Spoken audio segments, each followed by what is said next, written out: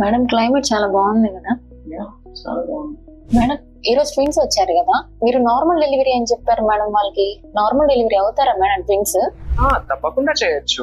First twin కనుక head వస్తుంది అనుకో, సెకండ్ ట్విన్ ఎలా ఉన్నా పర్లేదు.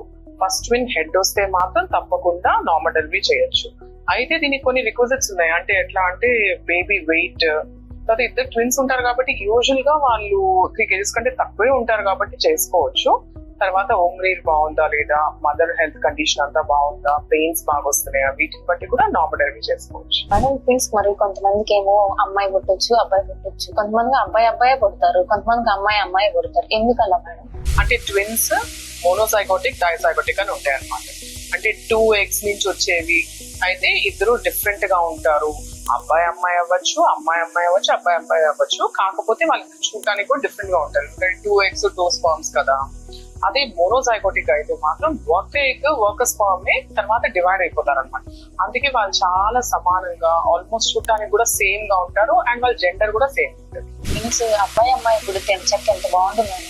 ఇంకోసారి కన్నక్కర్లేదు కదా. బాగుంటది. ఒకే దెబ్బకి 2 పెట్టెలు లాగానా.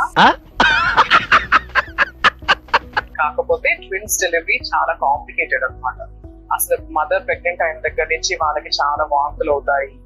అండ్ తర్వాత వాళ్ళు మోసేటప్పుడు వాళ్ళకి బీపీలు రావచ్చు, షుగర్ రావచ్చు, ఇంకా చాలా కాంప్లికేటెడ్ డెలివరీ కూడా.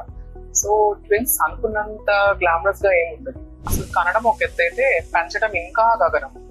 ఇద్దరు ఒకేసారి లేసి ఏడుస్తారు, ఒకళ్ళు లేస్తే ఇంకొకళ్ళు లేసి ఏడుస్తారు. ఇద్దరికి ఒకటే బొమ్మలు కావాల్సి వస్తుంది. ఇంకోటి ఏంటంటే ఎవరికి ఏ జలుబు వచ్చినా ఇద్దరికి వచ్చేస్తుంది. జ్వరాలు, జలుబులన్నీ ఒకేసారి వస్తాయి. అండ్ ఇద్దరు అబ్బాయిలు అయితే మాత్రం అసలు ఫుట్బాల్ టీం తయారవుతుంది.